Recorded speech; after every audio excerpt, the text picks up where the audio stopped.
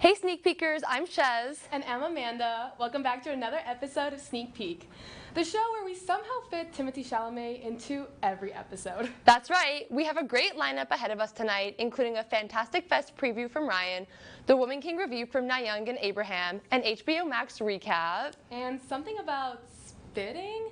I guess you'll have to stay tuned to find out. Welcome back, Sneak Peekers.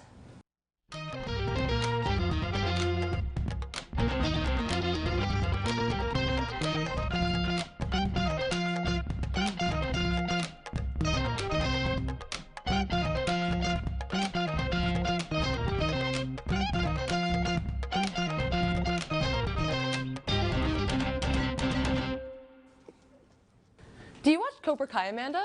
I do. It's honestly one of the best shows on Netflix right now. Did you hear about the new Karate Kid sequel that Sony just announced? Of course I did.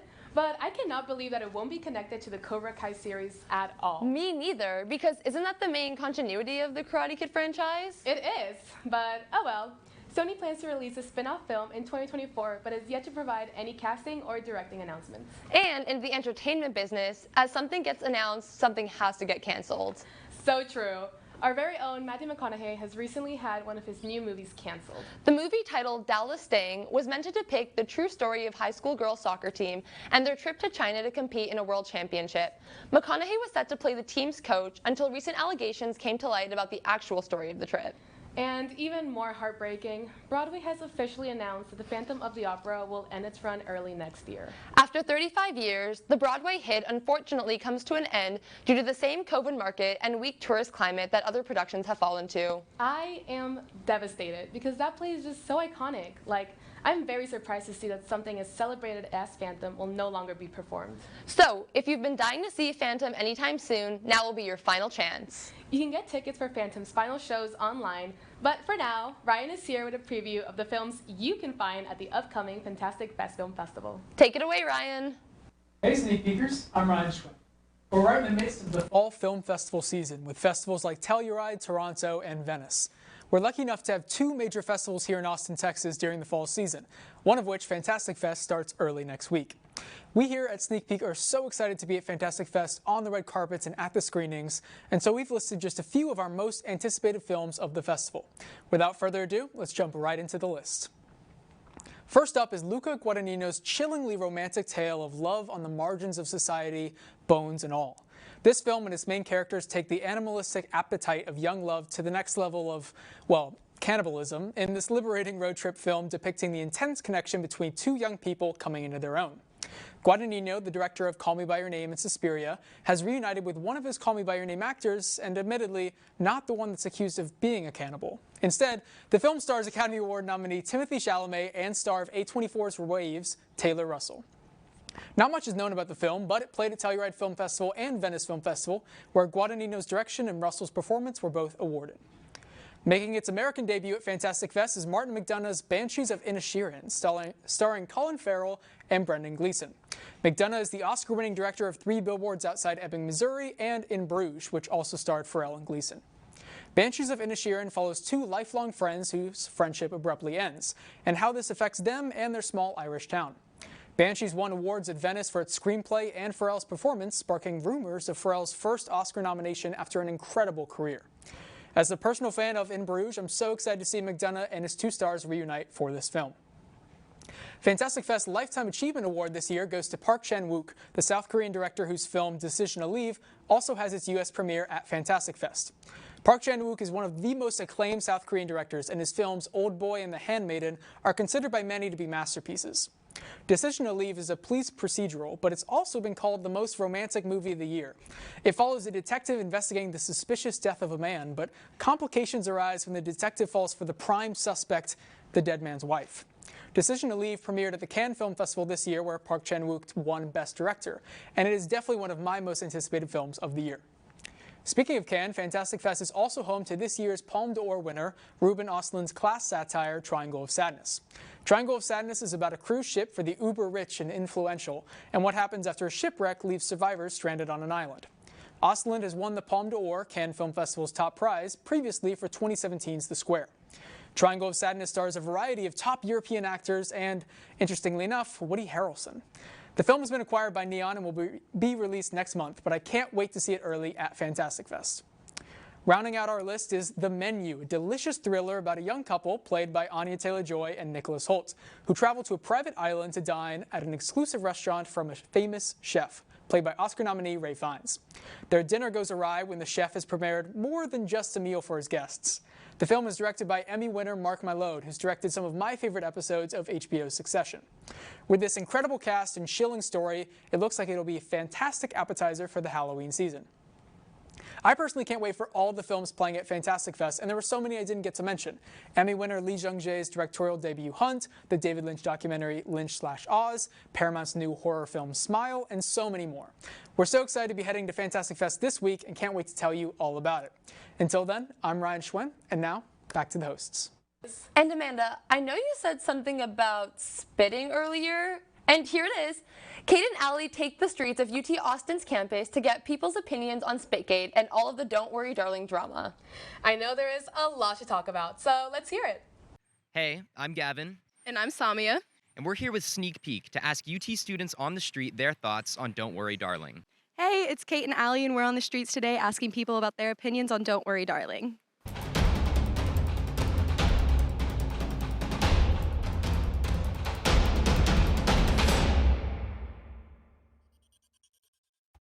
How do you feel about the Don't Worry Darling drama? I feel like it's really like intrinsic to our society right now and like a reflection of like who we are. Yeah, as like a modern culture and media. Yeah, Chloe? I think it's really funny, and I don't actually believe that Harry Styles spit on Chris Pine, but I think it's No, funny he to did. tell people that he did. No, you told me you did. Yeah. Like seeing like the reviews of how the movie did. I think the drama was more exciting than like probably the actual movie is gonna be. Yeah, I've heard it got bad reviews too, so I don't know what to believe if it's going to be good. I mean, Florence Pugh's such a good actress. I think it might be mid. I heard Florence Pugh's the best part, and then everything else is. I read that it was like a bad episode of Black Mirror. Yes. So yeah. But I mean, I love Florence Pugh, so I'm gonna see it. Yeah. What do you have to say about the Don't Worry Darling drama? Do you think it's real? Do you think it's fake? I think it's a bit. Yeah. And I think they're really committed to it though. Yeah. And I gotta salute to that. They deserve an Oscar just for the drama. Yeah. Yeah. Harry Styles famously said at the Venice Film Festival, the movie really feels like a movie. Do you guys think it's going to be like that? Probably. I definitely think it'll be a movie. So we're film majors, and I just have to say that that is such a criticism, and it's just such like, I've never thought of that. And like we came to class the week after that happened, and everybody was like, what are we, I've been shaken to my core. I've never heard something so profound. Completely flipped the industry. It's crazy. It's like on its head, man. So insightful. Like, he's so poetic. Are you a fan of Harry Styles? I'm actually a big anti-fan. I know that's controversial, but I really hate the guy. So with that being said, have you heard about the recent controversy with the movie Don't Worry Darling regarding Harry Styles? Is that where he spit on that other guy's lap at the thing? Yeah, so do you think he actually spit on Chris Pine? It looked like he did. I'm gonna say he spat on him. And I feel like, I don't know this backstory, but that was hilarious. It does look real because he does react to it, and he does look upset about something. And it really just seemed at the same time Harry was leaning over. So I mean it obviously it could quite possibly be that, but it maybe could have just been him just chilling or doing something weird, but it does definitely look that way. I'm not surprised. Harry Styles would do that. I don't know. Harry would never. He would never. Yeah, what happened to treat people with kindness? So, are you a fan of Harry Styles? I would definitely consider myself a fan. I am going to go see him next week, opening night here in Austin. Same here. So with that being said, do you think he spit? See, I don't feel like he necessarily spit on him. I feel like he genuinely, the theory going around that he was looking for his lost glasses and then he found his glasses. I want to believe that more because especially on such a highly publicized event, Harry wouldn't take that risk. I mean, I don't know him personally, but I just have a feeling that he wouldn't. Would you let him spit on you? No. I'm not that into Harry Styles. He's not my thing. Like, That's okay. I don't want his bodily fluid. I feel like, yeah. But the thing is, So like, real. My reflexes, I'd catch it. I'd be mine. I'd be like, thanks, Harry.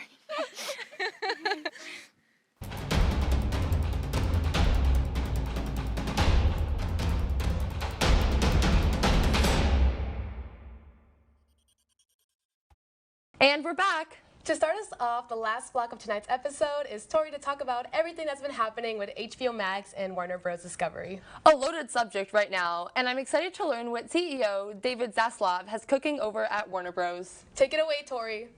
During syllabus week, I found myself having a lot of time to scroll aimlessly through Twitter. And I found one infographic that not only made me pause my scroll, but honestly dropped my jaw and upset me a little. During a real Warner Bros. Discovery meeting, they used this infographic to explain the differences between their two premier streaming services, HBO Max and Discovery Plus.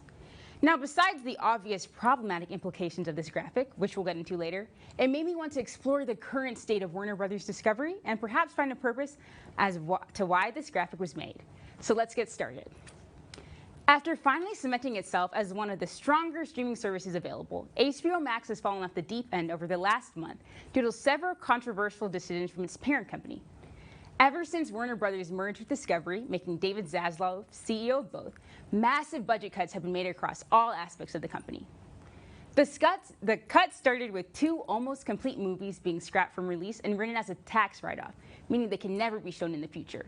One of the 2 films was a sequel to the 2020 animated movie Scoob, while the other was Batgirl, starring Leslie Grace, J.K. Simmons, Michael Keaton returning as Batman, and Brendan Fraser set to play the villain Firefly.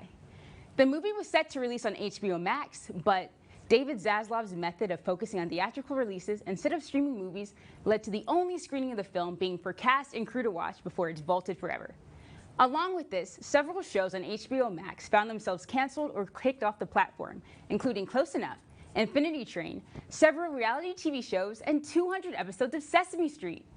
Reality and unscripted shows were specifically targeted during these cuts after a company earnings call showed the future of HBO Max focusing on scripted male content, while Discovery Plus would be focused on unscripted female entertainment.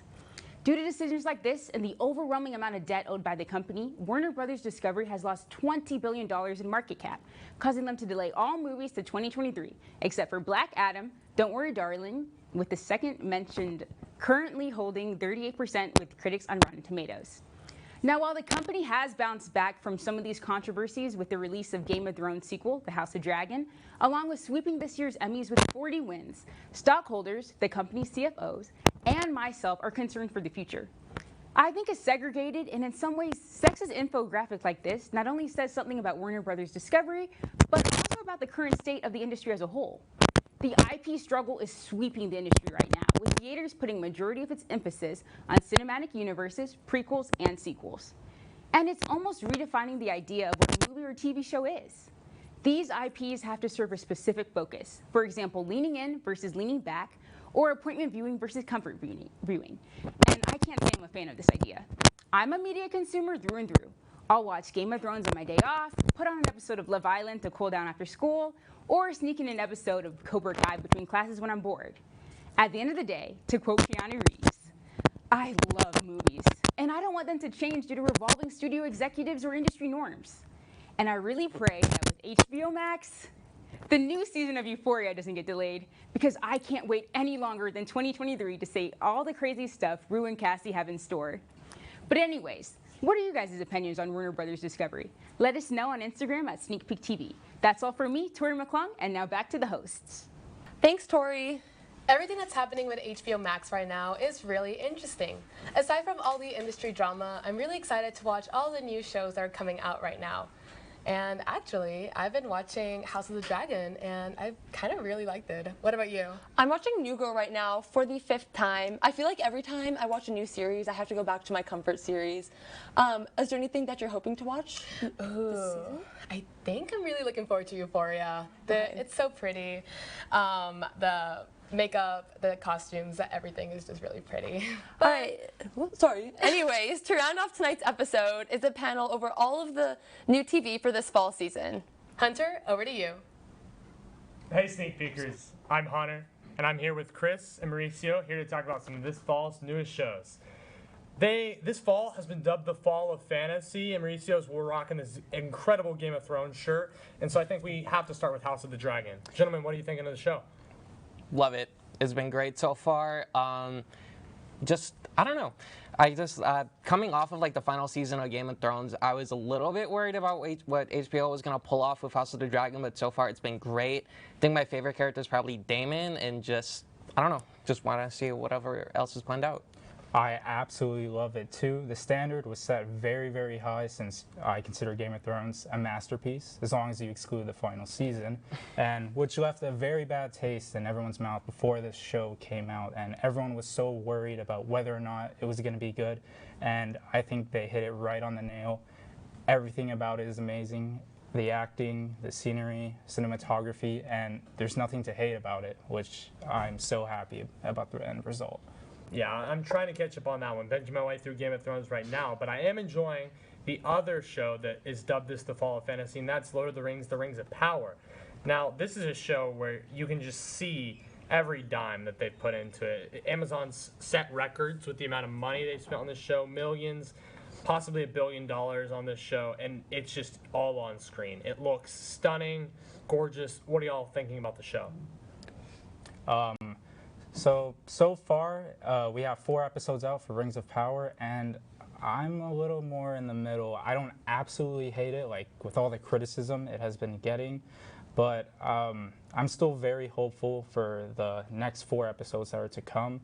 I'm a huge fan of Lord of the Rings and The Hobbit, and those trilogies also set the standard very high for the show, which I feel like no matter what we were going to get, there was going to be some criticism towards the show. So overall, I really hope that in this next half, since we have already reached the midpoint of the show, that it will finish strong and prove all the haters wrong. So yeah. Yeah, I'm kind of just the same, like more in the middle, man. I mean, it's hard not to compare it to the movies because obviously the Lord of the Rings trilogy was like just one of the top franchises of all time. So like right off the coattails of that, I mean, obviously what you said production-wise, it looks great. You can tell they put a lot of money into the show in every shot, but just in terms of story, it could be better. And yeah, we're in the middle point, so there is the possibility that the last few episodes can just immediately blow everything out of the water. But for now, it looks great, but I don't think it's holding up to what the original trilogy set it off to be. Yeah, absolutely. So as we come out of that, we're going to shift gears to a couple shows that are a little bit on the lighter end of the spectrum. And I think to start off, we said Lord of the Rings started slow, but Season 4 of Atlanta started everything but slow. Those first 2 episodes were incredible. Mauricio, what did you think? I'm so happy to see all the crew back in Atlanta, no pun intended. And like Connor said, it started phenomenally. Everything about it. The first episode left my jaw dropped at the end. Second episode, same thing. And once again, I have nothing but good things to talk about this show, and I'm just so happy it has come off to a very strong start. Yeah, Season 3 was such a fun trip to Europe, but having our gang back in Atlanta, having the cast together, it just really brings the show together for its 4th and final season. Chris, Cobra Kai, Season 5, how is it? It's great. If you've loved the past 4 seasons, you're going to enjoy this one. It's kind of more of the same, but that's not a bad thing at all. They brought back, I think, what was it, Chosen from the second film for this season as like a season regular. He does a great job, and it's just like pretty much like 3 different side stories. One of them is about like the whole buildup of Cobra Kai as its own dojo. There's a whole like road trip story with Miguel, Robbie, and Johnny. And then there's just a subplot of just Danny and Chosen teaming up to try to take down Cobra Kai.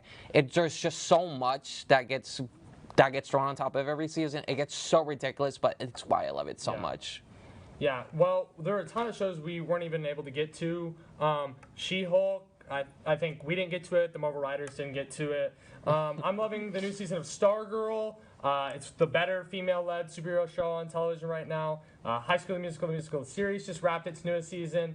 Not that it's good as season 1, but a killer finale. But to wrap up real quick, coming out tonight, Andor, the 3-episode premiere of the newest Disney Plus Star Wars show, and Dahmer, Ryan Murphy's newest Netflix show. Evan Peters as Jeffrey Dahmer. Y'all excited for these shows?